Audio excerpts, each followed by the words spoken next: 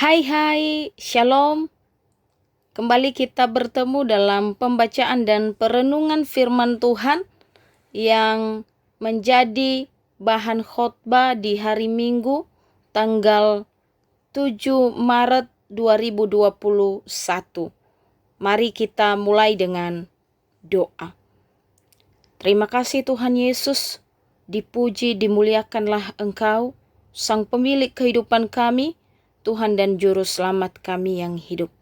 Saat ini Bapa, kembali kami mau membaca dan merenungkan firman-Mu. Sesungguhnya kami penuh keterbatasan untuk memahaminya, tapi kami percaya ada Roh Kudus yang menuntun kami, sehingga kami boleh memahami kebenaran-Mu. Setiap iota dari firman-Mu menjadi rema dalam perjalanan hidup ini. Dalam nama Yesus kami berdoa. Amin. Mari Bapak Ibu kita baca dari Kitab Ulangan pasal 5 ayat 6 sampai dengan ayat 22. Ulangan pasal 5 ayat 6 sampai 22, beginilah firman Tuhan. Akulah Tuhan Allahmu yang membawa engkau keluar dari tanah Mesir, dari tempat perbudakan. Jangan ada padamu Allah lain di hadapanku. Jangan membuat bagimu patung yang menyerupai apapun yang ada di langit di atas, atau yang ada di bumi di bawah, atau yang ada di dalam air di bawah bumi. Jangan sujud menyembah kepadanya, atau beribadah kepadanya, sebab aku Tuhan Allahmu adalah Allah yang cemburu, yang membalaskan kesalahan bapa kepada anak-anaknya, dan kepada keturunan yang ketiga dan keempat, dari orang-orang yang membenci aku. Tetapi aku menunjukkan kasih setia kepada beribu-ribu orang, yaitu mereka yang mengasihi aku dan yang berpegang pada perintah-perintahku. Jangan menyebut nama Tuhan Allahmu dengan sembarangan, sebab Tuhan akan memandang bersalah orang yang menyebut namanya dengan sembarangan. Tetaplah, ingat dan kuduskanlah hari Sabat, seperti yang diperintahkan kepadamu oleh Tuhan Allahmu. 6 hari lamanya engkau akan bekerja dan melakukan segala pekerjaanmu. Tetapi hari ketujuh adalah hari Sabat Tuhan Allahmu. Maka jangan melakukan sesuatu pekerjaan, engkau atau anakmu laki-laki, atau anakmu perempuan, atau hambamu laki-laki, atau hambamu perempuan, atau lembumu, atau keledaimu, atau hewanmu yang manapun, atau orang asing yang di tempat kediamanmu, supaya hambamu laki-laki dan hambamu perempuan berhenti seperti engkau juga. Sebab haruslah kau ingat bahwa engkau pun dahulu budak di tanah Mesir, dan engkau dibawa keluar dari sana oleh Tuhan Allahmu dengan tangan yang kuat dan lengan yang teracung. Itulah sebabnya Tuhan Allahmu memerintahkan engkau merayakan hari Sabat. Hormatilah ayahmu dan ibumu, seperti yang diperintahkan kepadamu oleh Tuhan Allahmu, supaya lanjut umurmu dan baik keadaanmu di tanah yang diberikan Tuhan Allahmu kepadamu.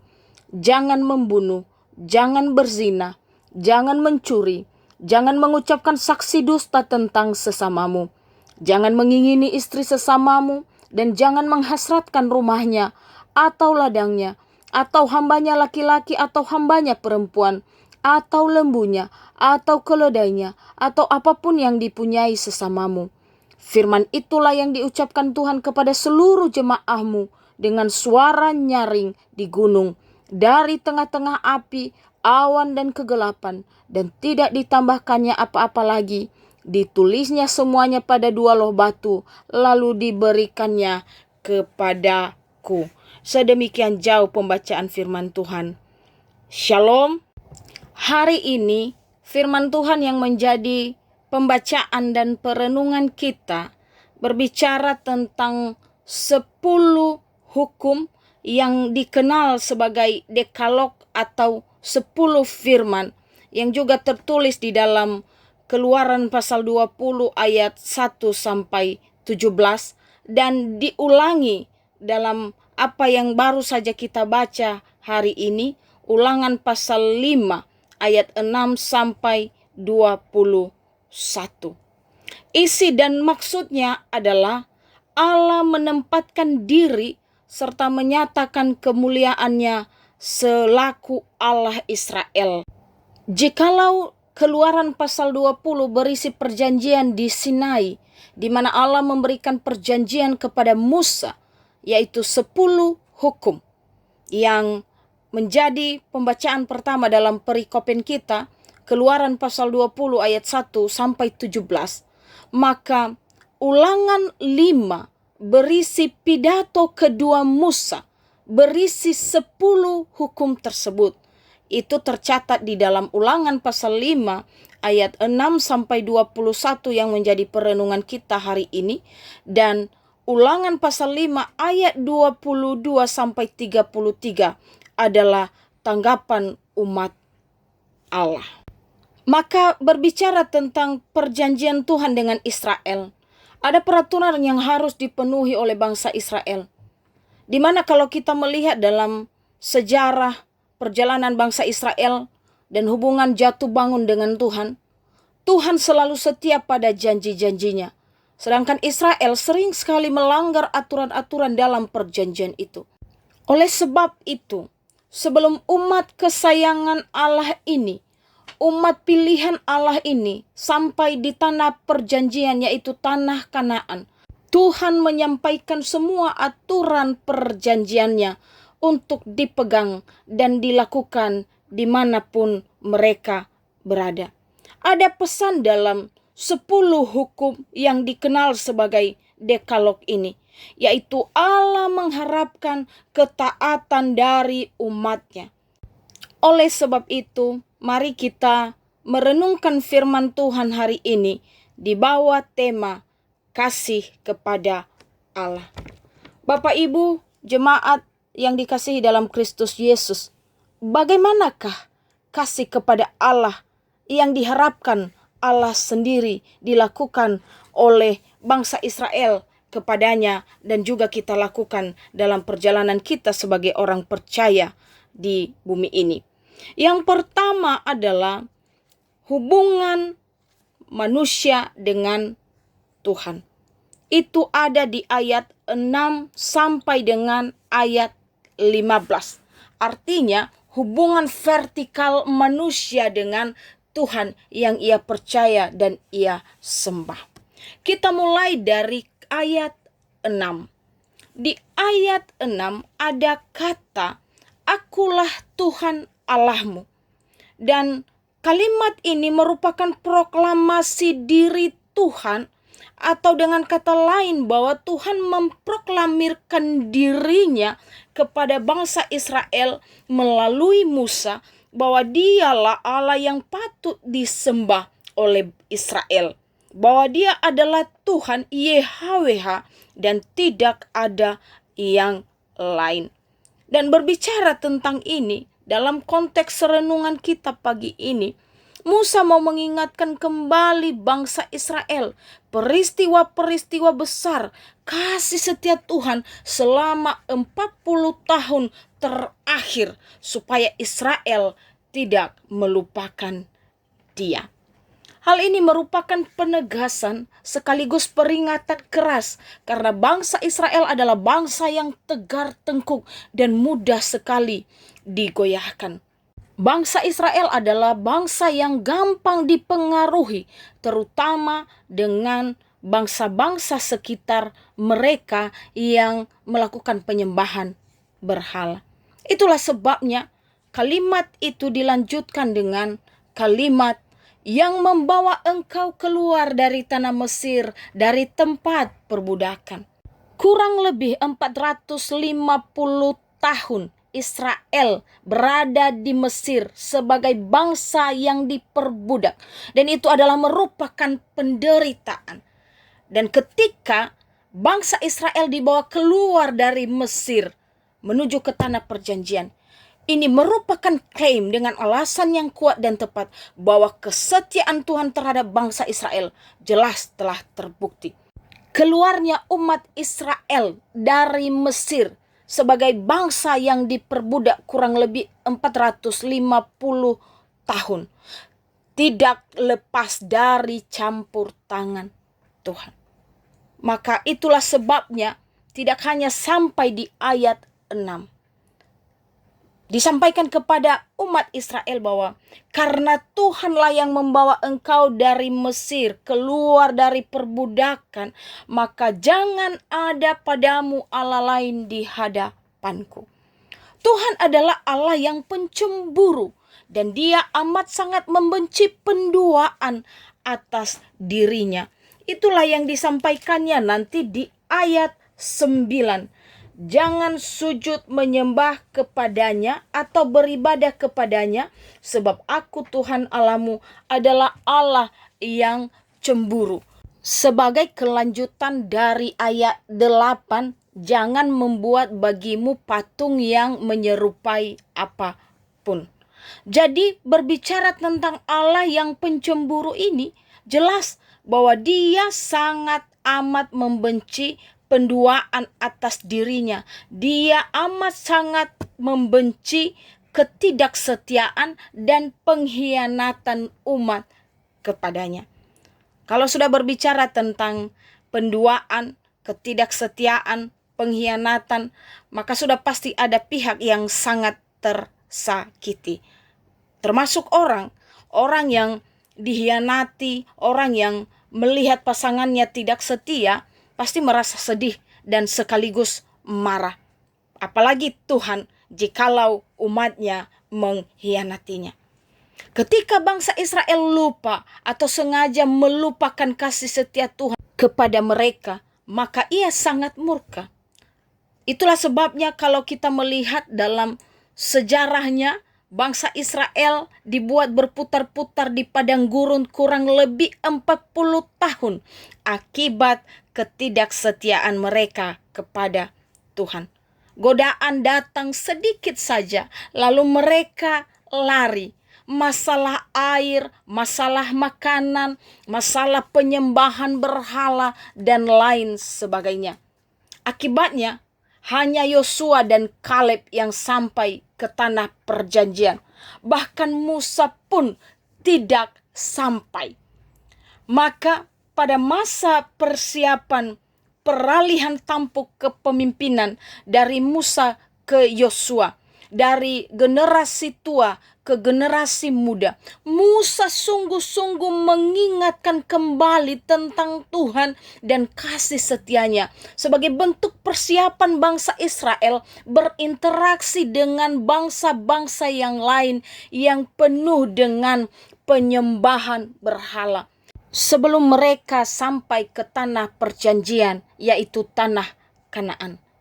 Sebagai bangsa pilihan, Allah mau supaya gaya hidup Israel, cara hidup umat Israel berbeda dari bangsa-bangsa yang lain yang ada di sekitarnya, yang tidak percaya dan tidak mengenal Tuhan serta melakukan penyembahan berhala yang bertentangan dengan 10 hukum Allah yang pada akhirnya itu mendatangkan kutuk. Allah menginginkan bangsa Israel supaya tetap setia dan kasih kepada Tuhan dan tidak mudah terpengaruh oleh bangsa-bangsa lain. Musa ingin menyatakan bahwa apapun godaan yang menerpa, tetap ingat satu hal, bahwa Israel keluar dari Mesir, mengembara di padang gurun dan sampai ke tanah perjanjian hanya karena satu nama, Tuhan Allah bangsa Israel dan bukan yang lain. Kemerdekaan yang telah diberikan Tuhan kepada bangsa Israel juga telah diberikan kepada kita anak-anak Tuhan zaman ini. Kebebasan dari ikatan dosa, kebebasan yang kita terima penuh dengan godaan dan ancaman. Kita tahu bahwa iblis seperti singa yang mengaum-ngaum mencari siapa yang hendak dimangsa. Pemberhalaan zaman ini, jabatan, harta, suami, istri, kekasih, tugas, pekerjaan, bahkan kecanggihan teknologi dan lain sebagainya. Haruslah kita waspada dan mawas diri. Apa yang dikatakan oleh Martin Luther, Dia yang kepadanya engkau mengikatkan hati, maka itulah Tuhanmu. Untuk itu perlu yang namanya pengakuan akan Tuhan yang benar. Dan ini sangat menentukan sekali dalam keselamatan manusia. Menempatkan Tuhan sebagai yang terutama dalam hidup ini, itulah yang terpenting. Itulah yang dikatakannya di dalam Matius, carilah dahulu kerajaan Allah dan kebenarannya, maka semua akan ditambahkan kepadamu. Rick Warren juga berkata, apa saja yang tidak membuat engkau menjadi lebih dekat dengan Tuhan, itu berasal dari ilah lain. Mari kita evaluasi diri. Apa saja yang telah membuat kita mengidolakan yang lain dan menomorssekiankan Tuhan? Apa saja yang membuat kita menomorsatukan hal-hal yang ada di dunia ini, yang menggeser Tuhan dari tempat yang terutama dalam hidup ini? Lalu poin yang kedua, bagaimana kasih kepada Allah, ada di ayat 16 sampai 21, yaitu hubungan horizontal manusia dengan sesamanya manusia. Apa yang mau dikatakan di sini? Bahwa implementasi kasih kepada Tuhan terwujud dalam hubungan manusia dengan sesamanya manusia. Manusia itu harus mampu mengasihi orang lain. Dimulai dari ayat 16, hormatilah ayahmu dan ibumu supaya lanjut umurmu di tanah yang diberikan Tuhan Allahmu kepadamu. Orang yang terdekat dan lingkungan yang terkecil dalam hidup seseorang adalah keluarga. Dan tentu orang tua adalah orang yang paling dekat dengan kita. Itu yang terlebih dahulu harus dihormati, baru kita bisa menghormati orang lain. Atau dengan kata lain, orang yang tidak menghormati orang tuanya, ayah ibunya, pasti sulit untuk menghormati orang lain. Lalu dilanjutkan di ayat 17, jangan membunuh. Allah yang mencipta adalah Allah yang berdaulat juga atas hidup manusia, termasuk tentang kematian, bahwa manusia yang satu tidak berhak untuk mengambil nyawa sesamanya manusia, karena konsekuensinya ada di Kejadian pasal 9 ayat 6 begini. Siapa yang menumpahkan darah manusia, darahnya akan tertumpah oleh manusia, sebab Allah membuat manusia itu menurut gambarnya sendiri. Kemudian begitu juga di ayat 18, jangan berzina. Tuhan menginginkan supaya umat Israel, Tuhan menginginkan supaya orang-orang yang percaya kepadanya, anak-anak Tuhan, tetap menjaga kekudusan hidup dan kekudusan pernikahan di antara keluarga umat Allah. Ayat 19 mencatat jangan mencuri. Dilarang keras mengingini dan mengambil milik orang lain tanpa izin. Berkaitan dengan ini pun, dalam kehidupan umat Israel sudah diatur aturan mainnya mengenai peraturan tentang jaminan harta sesama manusia. Nanti Bapak Ibu bisa membaca dalam Keluaran pasal 22 ayat 1 sampai 4. Dan dilanjutkan dengan ayat 20, jangan mengucapkan saksi dusta tentang sesamamu. Ada apa dengan poin bagian ini? Pengadilan tradisional di zaman dahulu kala memakai saksi sebagai kunci penting dari setiap kasus, dan saksi inilah yang akan menentukan untuk meringankan atau memberatkan suatu kasus atau putusan hakim di pengadilan. Maka sangat penting, Tuhan menginginkan sekali yang namanya kejujuran, untuk berkata ya di atas ya dan tidak di atas tidak. Integritas kita sebagai anak-anak Tuhan dipertaruhkan di sini. Dan yang terakhir dalam bagian poin yang kedua, hubungan horizontal manusia dengan sesamanya manusia sebagai implementasi kasih kita kepada Tuhan, ada di ayat 21 tentang jangan mengingini milik sesama kita manusia. Poin ini sangat penting untuk kita pahami. Juga bangsa Israel di kala itu diingatkan Bapak Ibu untuk mampu bersyukur serta mampu mencukupkan diri dengan berkat Tuhan, dengan keadaan yang diizinkan Tuhan terjadi, untuk menolong kita juga membuang rasa iri, rasa dengki melihat milik orang lain. Intinya di ayat 16 sampai 21 atau pada poin yang kedua ini adalah penekanan bahwa teori tanpa praktek itu tidaklah berguna. Kasih yang kita tunjukkan kepada Tuhan melalui kegiatan-kegiatan gerejani, ibadah, pelayanan, dan lain-lain sebagainya harus terlihat dengan bagaimana kita mengasihi dan peduli pada orang lain, pada sesama kita manusia, mereka yang membutuhkan, apalagi mereka kaum marginal. Sama seperti yang disampaikan Yesus dalam Matius pasal 22 ayat 37 sampai 40 yang menjadi pembacaan kedua dalam perikopen kita untuk hari Minggu tanggal 7 Maret 2021. Mengasihi Tuhan dengan segenap hati, segenap jiwa, segenap akal budi. Dan di dalam Markus 12 ditambah dengan segenap kekuatanmu harus bisa terwujud dengan mengasihi sesama manusia seperti mengasihi diri sendiri.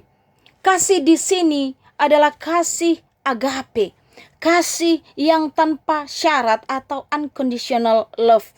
Kasih yang rela berkorban, kasih yang mampu menekan ego. Saya sering membahasakan dengan kalimat yang lucu dalam bahasa daerah Nias tentang kasih ini. Demi kamu aku rela tekerebu. Dan Yesus Kristus telah menjadi teladan kasih yang tanpa syarat ini. Dengan kematiannya di kayu salib di Bukit Golgota. Untuk menebus umat manusia. Untuk menebus saya Bapak Ibu dari segala belenggu dosa dan hukuman akibat dosa. Yang ketiga, Tuhan memberikan banyak peraturan kepada umat Israel, baik yang berhubungan dengan Tuhan sendiri maupun yang berhubungan dengan sesamanya manusia. Itu bukan untuk menyusahkan, tapi justru itu adalah untuk menolong mereka menikmati segala berkat-berkat Tuhan di tanah perjanjian. Oleh sebab itu, mereka juga diingatkan bahkan dituntut untuk harus menunjukkan pengenalan yang benar, pengenalan yang dalam dan kasih kepada Tuhan lewat ketaatan kepada segala perintah-perintahnya serta kasihnya kepada sesamanya manusia. Begitu juga dengan kita sebagai orang-orang percaya di zaman ini. Di tengah-tengah perkembangan zaman yang luar biasa, di tengah-tengah kecanggihan teknologi diwarnai dengan berbagai aplikasi-aplikasi media sosial, kita harus terus berjuang untuk menempatkan Tuhan sebagai yang terutama dalam hidup ini. Di tengah-tengah dunia yang semakin individualistis, kita tetap bisa menyatakan kasih dan kepedulian kepada siapapun. Karena kita adalah surat Kristus yang terbuka yang dibaca oleh setiap orang. Apalagi dengan kondisi saat ini di mana seluruh umat di muka bumi ini sedang berjuang beradaptasi dengan kebiasaan baru, sedang berjuang melawan pandemi COVID-19 dengan berbagai dampak yang mewarnai dan mengikutinya.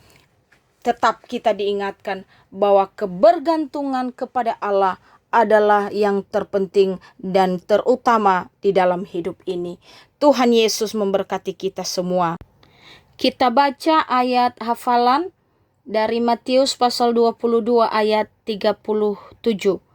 Matius pasal 22 ayat 37, beginilah firman Tuhan. Jawab Yesus kepadanya, kasihilah Tuhan Allahmu dengan segenap hatimu dan dengan segenap jiwamu dan dengan segenap akal budimu. Sekali lagi, jawab Yesus kepadanya, kasihilah Tuhan Allahmu dengan segenap hatimu dan dengan segenap jiwamu dan dengan segenap akal budimu. Mari kita berdoa. Tuhan Yesus, Sang Pemilik kehidupan kami, Tuhan dan Juru Selamat kami yang hidup.